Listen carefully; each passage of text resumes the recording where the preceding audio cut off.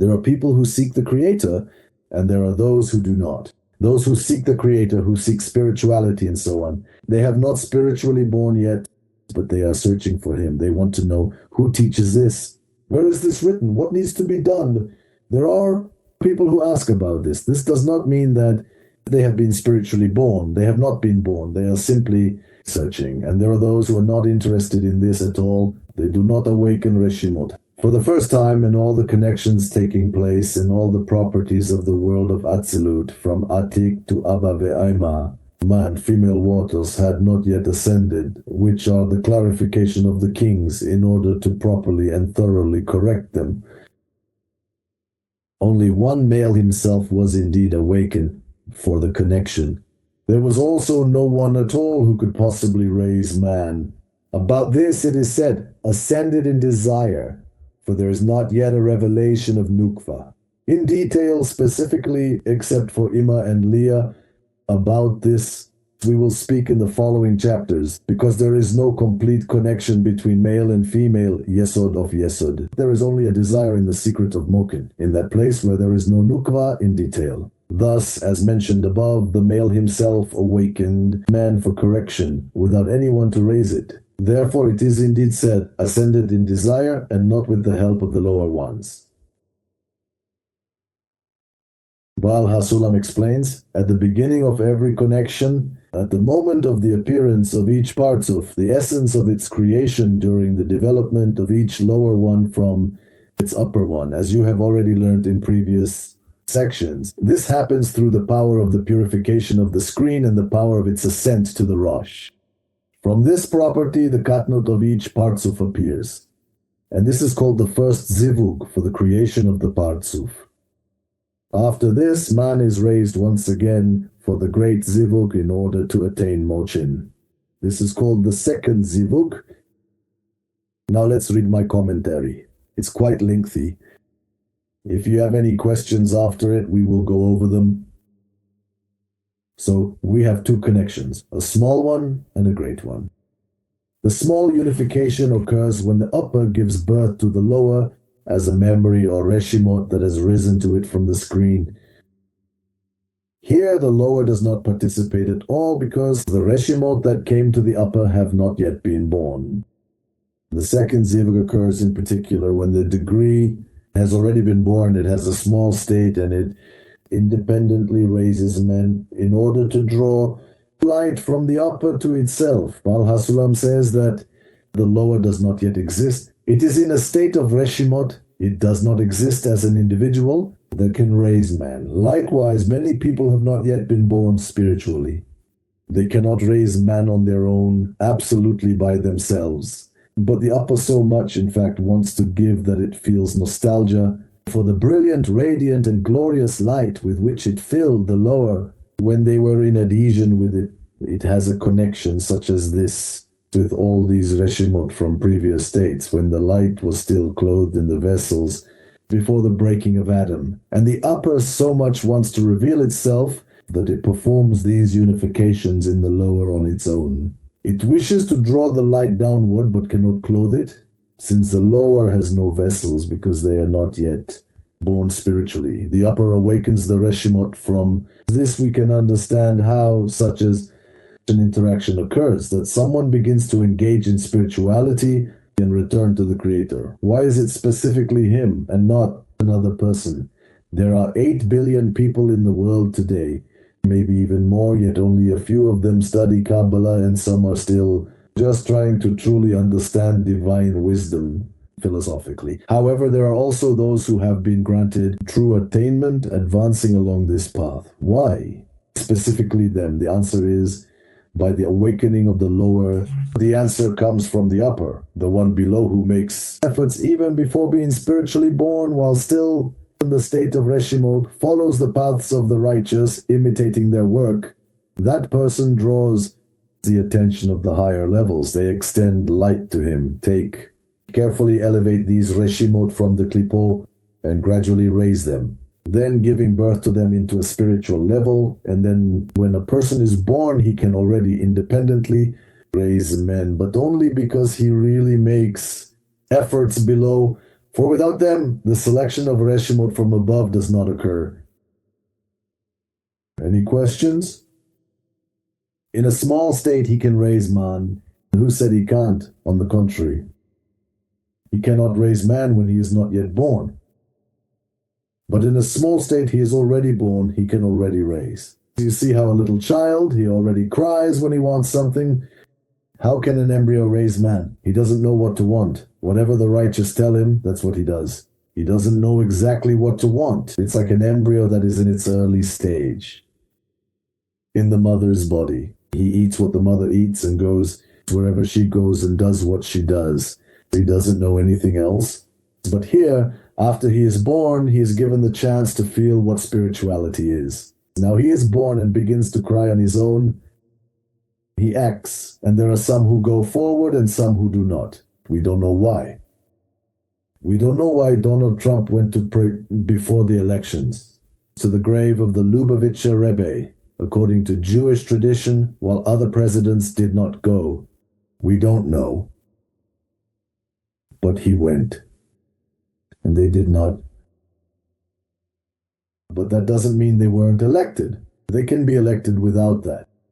But he went, and they didn't go. Why did he go? That's just how the Almighty gave him such awakenings. How do we know? That's how the Reshimot were awakened, and he went on his own to raise man. How did Baal HaSulam do it? From this we can understand how he did it. He prayed for everyone, and he felt all the Reshimot of the Shekinah and prayed for them and drew light upon them. They hadn't even been born yet. You weren't here yet. I wasn't here yet. But he was already praying, already drawing light. He had already written all these books. They were all already written back then. Why? Because he genuinely felt that there were such Reshimot. They hadn't been born yet, and he drew light for them, even though they did not actually exist yet. And then eventually they were finally born, awakened, and then took this path. There are books, there is a path, there is light, and they continue to follow this path. And then there is further development, that is, they must actually be born spiritually. This is still currently on the material level. We were born materially, but he was already praying for us even before we were born materially. This is how the upper one acts. The higher one draws light even for those who have not yet been born. Right now, the weekly Torah portion is about the patriarch Abraham. And there he asks the Almighty, not here, but in general, he asks the Almighty, how will I know that my descendants will inherit the Holy Land? Why do you need to know that? Live your own life. You are in adhesion with the Creator, you feel good, you serve Him. Why do you also need to know what will happen with your descendants thousands of years from now? This teaches us someone who has reached a spiritual level is not indifferent. He truly feels the souls that will follow this path. He senses all of this, every bit of it, every single moment. And he wants to reach out to them, to give them a blessing, to leave them a path, so that later they can follow these paths to where they need to go. Even in these simple stories of the Torah, you can see this. When Adam was in the Garden of Eden, he received spiritual attainments there. He felt the Creator, he felt the Shekinah. There was no impurity on his part. He was in absolute holiness. His father and mother are the Almighty and the Shekinah. And when he broke and fell into this world, into all impurity, and became disconnected from them, cut off Creator, it's like death, as if their child had died. So the Shekinah and the Almighty, they long for their children. The souls of the righteous, this is Adam who was broken. He is their child. They missed the time when they were together. If you yourself raise man, you are born. Up until that moment, it was done from above. It had to be given to you from above. The person is given a sensation and he starts to feel, oh, there is a Creator. There is spirituality. This Rav shines for me with these friends, with these books. Then he is even allowed to actually experience for himself what a screen is and how to control desire. But that's still not him. It's all given from above so that he can feel what it is. Then he slowly falls back to his own quiet place and he thinks to himself, why is nothing shining for me? Why is nothing working out for me even though it used to? In reality, nothing was actually working out for you. It was all from above. When you were like an embryo in the mother, she was doing all sorts of things and you felt it with her. They showed you from above how to walk. Your father held you by the hands. And now after they let you feel this from above, they brought you back to where you came from. And now go ahead, do it yourself. You already know how it is. You felt it, so go on, start trying on your own, raise men to make efforts and so on. That's why this point of the embryonic state, many people don't understand it at all. They think that once they start practicing, everything works out for them. In the beginning, there's such enthusiasm, admiration, and they think they did it themselves. In reality, it was help from above, not because they themselves are so capable. There are people who seek the Creator, and there are those who do not. Those who seek the Creator, who seek spirituality and so on, they have not spiritually born yet, but they are searching for Him. They want to know who teaches this. Where is this written? What needs to be done? There are people who ask about this. This does not mean that they have been spiritually born. They have not been born. They are simply searching. And there are those who are not interested in this at all. They do not awaken Reshimot. When someone knows what to desire, he knows what to desire, knows what adhesion is, knows what a screen is, knows what it means to enter spiritual degrees, knows about the spiritual just as he knows about the material, just as in the material world, These are glasses. You know the spiritual. This screen, this is light, this is a vessel, this is a degree, this is an angel, this is the Creator. This, that means you know what to desire.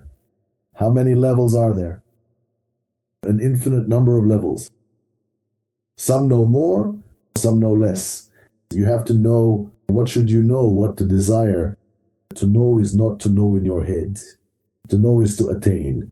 It's not just Reshimot. It's a Reshimot been born. Reshimot is when a person has not yet been born. He is helped from above. He is given light. He is given all sorts of things. He makes efforts on his own part. When he is born, he falls from that place where he was being helped, like an embryo coming out of its mother. That's it. He's out, and the very first thing he does is cry. He has entered his own free space, become independent, and now he needs help from the upper. He starts to want to return to him. When he fell from that place where, as an embryo, everything was shown to him, and the embryo sees from one end of the world to the other, this can actually feel like even the sensation of Gamar Tikkun. I have met such people in our group. They believed they were in Gamar Tikkun. But it was actually an embryonic state. They saw from one end to the other, and then a person falls. Anything can happen. Here, we are explaining the state in a general global sense. But in reality, this can repeat many times. There are many different states. One can enter the embryonic state many times. There can be miscarriages, and there can be births, loss. There can be different states. The degree begins to grow. First, it is small, then bigger, then even bigger. It can extend to others in various ways, and so on. Birth does not happen many, many times. There are those who do not complete the process, and they fall and start over again. That happens. Ideally, if a person is born into the spiritual from the very beginning, truly, they know what to desire. You may be drawn to it. If you don't know, then you haven't been born yet. At this point, Baal HaSulam provides an explanation. Only one male would awaken on his own toward connection, because every lower emerges from the connection in the Rosh, head of its upper, due to the integration of the screen and the Reshimot of the lower. A connection that, as a result, truly takes place there in this specific context. And here there is no connection between male and female. As we studied in the Partzuf of Adam Kadmon, it is considered as if only one male is awakened, because the order of this connection comes from the property of the striking of the upper light on the screen. And according to the measure of Aviut, there will be the level of returning light and direct light. This happens without any man and without the participation of male and female. It all really depends to a significant extent on the specific Aviut screen that you are currently viewing or working with. There are two interactions in the worlds. A degree has a desire to receive, called Malkut, which attracts the light while the screen repels it. And this is called spiritual connection with the upper light. Here, there is no higher or lower. It is a single degree that receives part of the light in a vessel of equivalence and repels the rest. As a result, the spiritual Partzuf has Rosh, Tok, and Sof. Such degrees exist in the world of Adam Kadmon. In the world of Atzilut, which we are currently studying in particular, we are now studying the world of Atzilut. The interaction is arranged so that the lower vessel of the upper dresses into the Rosh of the lower, and the upper can draw the light only when the lower raises man. This is how the interaction occurs, and in this context, the upper and lower are called male and female, respectively. That is, the upper is the male and the lower is the female. But after the shattering of the vessels, the Reshimot of the lower degree fell below the Parsa, that is, below the world of Atzilut. The barrier is the Parsa, and below the world of Atzilut, they fell under the influence of the Klipo. The upper wants to give birth to the lower, and for this to happen, the screen from the body must rise into the Rosh of the degree together with all the memory to make a connection on these Reshimot, and give birth to the degree first in Katnut, the small state. Then at this stage it raises man, which means an upward yearning or request from below, in order to draw the great light from above. As a result of this process, it is able to receive Gadlut, which is known as the great state, a higher spiritual level or expanded consciousness that comes after the initial preparation. This is explained in general terms without going into any particular details. A general explanation. There is no lower, but you want to give to it, but it does not exist. You draw the light onto the Reshimot. You feel the Reshimot. You want to give to them. They have their own attainments. They have attainment, adhesion to the Creator, all that is needed, but He wants it. Give, want to share, want others to be just like them as He is. Happy people on earth. Here He is about them. They pray for them and draw the light onto them, even if they do not exist yet. Every now and then He senses them in the future. The screen that raises the Reshimot. What is that? Let's say a person who feels the spiritual reality and all those who have not yet been born into it as Reshimot. He prays for them, raises them with his screen, meaning with his strength, the power of his prayer, the power of his focus toward the source of light, into the Rosh of the degree. He raises everything he feels there with a request for light to be given to it. Man and woman are the upper and the lower in a general sense, the receiver and the giver, but not within one degree. It's actually more like 2 degrees. This is called son, understanding, and daughter, feeling. This is namely what a person must give birth to in the spiritual realm, son and daughter. And if he didn't give birth, he didn't fulfill the commandment. This parable is similar to how Abraham was concerned about what would happen to his descendants when they were born. Would they inherit the Holy Land or not? Outcome? He was worried about his descendants. It's like when a person now sits and thinks, wow, I'm going to have children. What will happen to them? Will they be spiritual people, or will they turn out just like everyone else? Spirituality is not inherited. These important things have to be earned. This path truly has to be walked. How will I pass this on to them? How can I pass this on to my children who haven't even been born yet? Or even to those who have already been born but don't understand any of this? How can I give them these realizations and feelings? I have no words, no strength to pass this on to them. How? This is how a person worries. An impact connection is simply when the screen attracts the light and repels it. That's how it strikes the screen. Let's recall the story of Adam, how once woman was born from him. He was put to sleep, separated from him, and then woman was born. In the same way, the upper ascends to its own upper with Reshimot and asks for these Reshimot, and even higher upper gives him 2 servings of light, and then he descends back to his place. And what happens next is what we will study later. But from the story about Adam, you can learn how from a man, a woman was born in exactly the very same way. Bal Hasulam writes, for there is not yet a revelation of Nukva in detail, except for Ima and Leah. What mean Ima and Leah? Because Nukva appears from the power of restriction, which occurred in Malkut, Therefore, the Partzufim of Adam Kadmon do not reveal the qualities of Nukva in the first 9 Sefirot.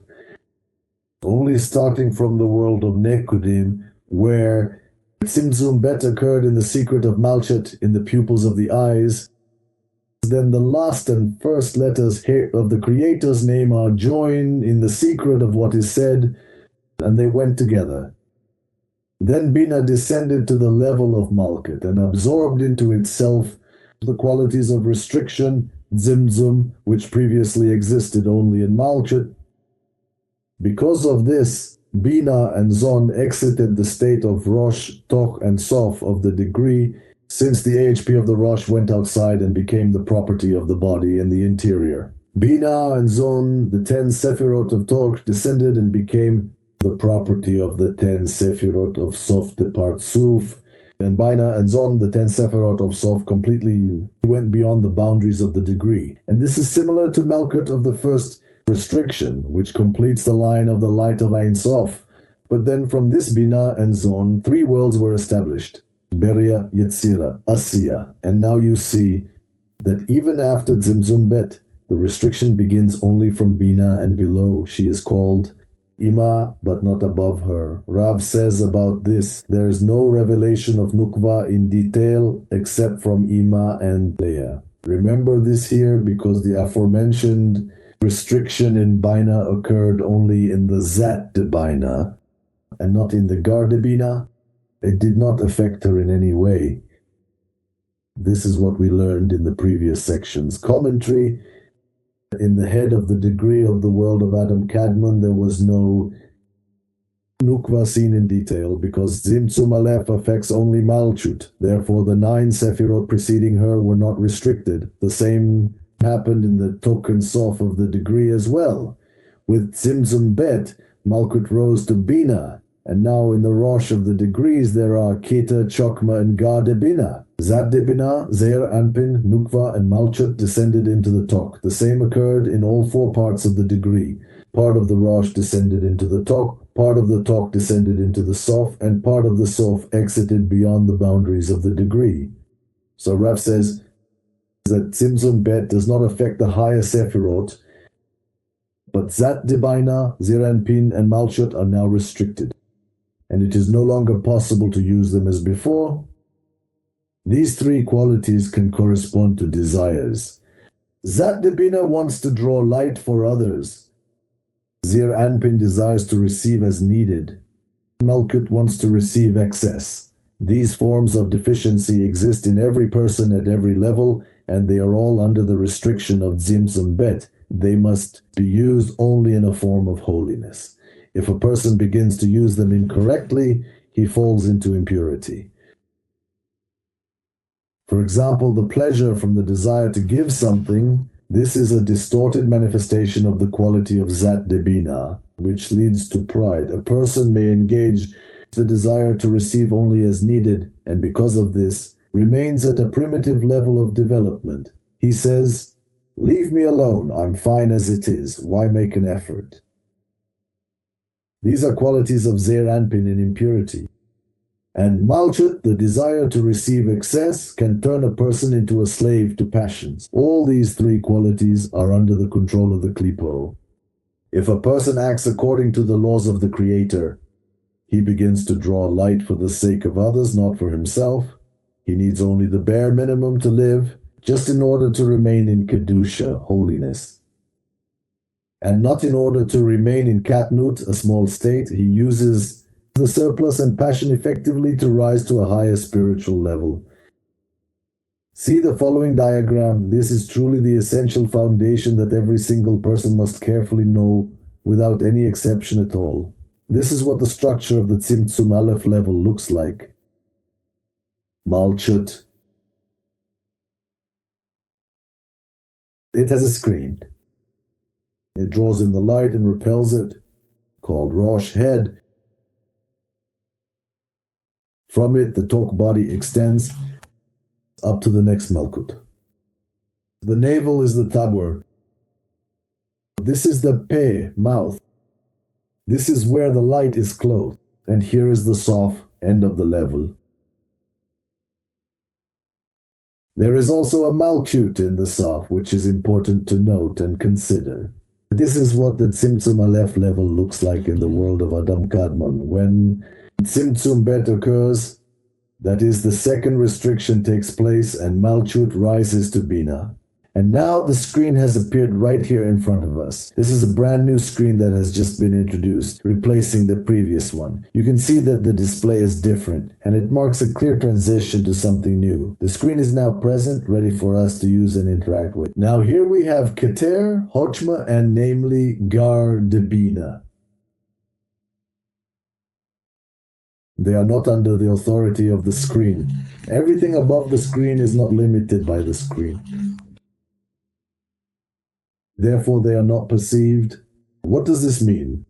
It means that when a person, for example, in his Rosh, can think about the Creator and about how to bestow, that is, he is not concerned with himself. And all the other Sefirot, Zat de Bina, Zeir Anpin, and Malchut, he does not use them in any way. Why? Because he does not want to use them just like that. First, a correction needs to be made. This means to think about whom to bestow to think about the fact that I need only what is necessary and the desire for excess. I do not engage in that. I do not focus on myself. The same thing happens in the talk. If during the first restriction, Tzimtzum Aleph, the screen was in the area of the tabur, now it is at the chase. Now, after the second restriction, Tzimtzum Bet, it is now positioned at Yesod. A new Sof appeared. Now all of this is also called AHP, which stands for Ozen Hotempe, meaning the qualities of Zati, Debina, Zeir Anpin, and Malchut. All of this is AHP. The principle is the same. He tells us that the part of the head that used to be Rosh has now become moved here, already a stalk, the inner body. And the part of the body, the section that, as we discussed earlier, was previously entirely talk, now has come out as AHP into the area of Sof, Yesod, as one might say, and that AHP, which, as you may recall, was previously in Sof, has left the Partzuf entirely, because now the degree ends here. Right here, everything below this point is already darkness, the absence of light, darkness.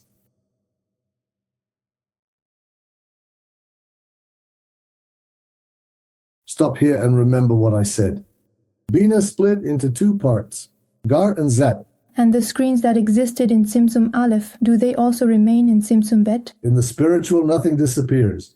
How is that? If you want to draw the great light, for example, then you will have to draw it specifically here, onto this screen. That is, when the stage of Gadlut truly begins, this screen gradually descends, slowly returning back to its original place as before. All the qualities return to their levels. This is called the light of Ebisag, and the degree receives Gadlut. But when receiving light in Tzimtzum Aleph, it is accepted only through the middle line and only up to a certain boundary, from here to here, but no further. To draw it, you need to engage greater desires. That's why the screen will sort of move, returning to the place where it was during Tzimtzum Aleph. The correct form is to carefully draw the light, or be in bestowal by the laws of the Creator. If you are now in bestowal to the villain, maybe you'll start helping some evildoers, and they are in need. Our sages say this: if you are merciful to the cruel, as our tradition teaches, in the end, you will become cruel to the merciful. You can't be merciful to everyone. You can't give everything to everyone. A child comes over and says, "Mom, I really need this and also this too. Can you give it to him? I don't really know. Maybe he's actually buying drugs with it." How do I know? Well, you want to give to your child. He's a good kid. People are always giving to children. And then you spoil them so much that they start actually hating their own parents, Right? Is that really the right kind of bestowal? No, it's not the right kind. Bestowal even means not giving something to a person. That's also bestowal. That's exactly why you need to know how to give, when to give, to whom to give, and when you shouldn't. First of all, you should practice bestowal because the Creator commanded it, not because you're really such a good person. Secondly, After you've given something, switch your focus to the fact that you haven't done anything at all. Ima and Leah are Bina qualities. He told us that from Bina and below, Tzimtzum Bet begins. There is a restriction there. That is Bina, and in the body, somewhere around here, is Leah. It's impossible to draw this. You need to understand the meaning. Leave the places aside. If you understand, you don't need to draw. And you don't need any places. There are no places. There are no places in spirituality. Why do you need a place if you understand? Here it is. Well, this is it. It's not really it, but this is the drawn version. We simply use it. He just didn't say it this way. Keter and Hachma are Galgalta ve'Eynaim. But Zat de Bina is not Galgalta ve'Eynaim. Zat de Bina is Zat de Bina. He just didn't speak that language, but he will continue to do so. But it's also important to know that Keter and Chochma are Galgalta ve'Eynaim, and Bina, Tiferet, and Malchut are AHP. You need to know all this as technical terminology. This is the property of Bina, of the Zeir Anpin level. Zeir Anpin, above the Ches, it has the property of Gar de Bina, specifically called Leah. Below the chest is the property of Malchut, called Rachel. That's why it has two Nukva. Above the chest is Leah, below the chest is Rachel. What we studied there, yes, such concepts exist. Love or yes, it can be interpreted that way. But right now it's really not worth bringing that in because it's not the topic. He just touched on this part to explain what Rabbi Chaim Vital is saying. Why did he say that from Bina and Leah downward? Because Tzimtzum Bet, as I drew for you, started from these Sefirot. And what is above that is not limited in any way. That's what he meant, not for you to go and study something there. And in general, always remember this rule. Study where we are right now at this moment, because if you study somewhere else, you won't understand anything there, and you won't understand anything here. I'll explain everything to you clearly. There is Malchut from Zimzum Aleph. It draws the light for everything. When Tzimtzum Bet happened, the screen removed part of the Sefirot. Here they are, right? See? Here. And they don't use them. Is that clear now?